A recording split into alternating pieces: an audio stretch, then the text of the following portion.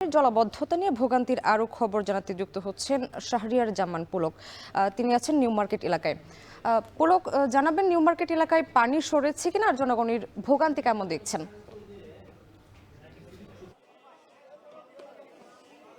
সামনে সকাল থেকে কিন্তু প্রবল বৃষ্টি হচ্ছিল এবং বৃষ্টি কিন্তু এখন থেমেছে। থেমে যাওয়ার পর কিন্তু এখন মেঘের আড়াল দিয়ে সূর্য কিন্তু হাসিও দিচ্ছে, কিন্তু সকাল থেকে যে প্রবল বৃষ্টি হয়েছে সেই বৃষ্টির কিন্তু ছাপ এই নিউ মার্কেট এলাকায় এখনো রয়েছে।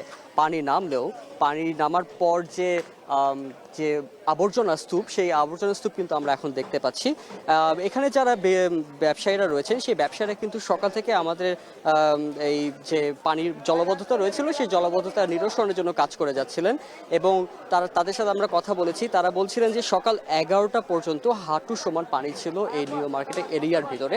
আমি যদি নিউ মার্কেট এলাকার বা নিউ মার্কেট মার্কেটের বাহিরের পরিস্থিতি সম্পর্কে বলি, নিউ মার্কেটের বাহিরে এখনো জলাবদ্ধতা কিছু কিছু জায়গায় লক্ষণীয় রয়েছে, কিন্তু এখনো যে মেইন সড়ক বা প্রধান সড়কগুলো রয়েছে, প্রধান সড়কে কিন্তু যান চলাচল কিছুটা স্বাভাবিক রয়েছে, বাট কিছু কিছু জায়গায় জলাবদ্ধতা থাকার কারণে সেই জায়গাগুলোতে কিন্তু যানজটের সৃষ্টি হচ্ছে।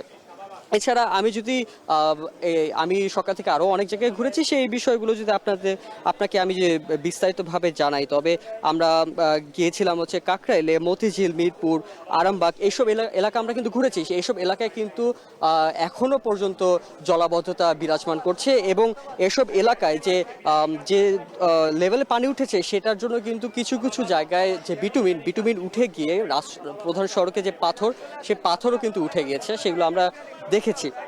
এছাড়া হাতিরঝিলের এলাকাও কিছু কিছু জায়গায়ও কিন্তু পানি জমে থাকতে দেখা গেছে। আমি যদি আপনার মাধ্যমে একটু জানিয়ে দিতে চাই যে আবহাওয়া অধিদপ্তর জানিয়েছে এখনো পর্যন্ত ঢাকা শহরে আর কোনো বৃষ্টিপাতের সম্ভাবনা নেই। তবে আজকে সকালের মতো ভারী বৃষ্টিপাত না হলেও মাঝারি বা ঝিরিঝিরি বৃষ্টি হওয়ার সম্ভাবনা রয়েছে। তবে দেশের যে দক্ষিণাঞ্চল অর্থাৎ সেই লঘুচাপের কারণে কিন্তু ভারী বৃষ্টির সম্ভাবনা সেসব অঞ্চলে রয়ে গেছে।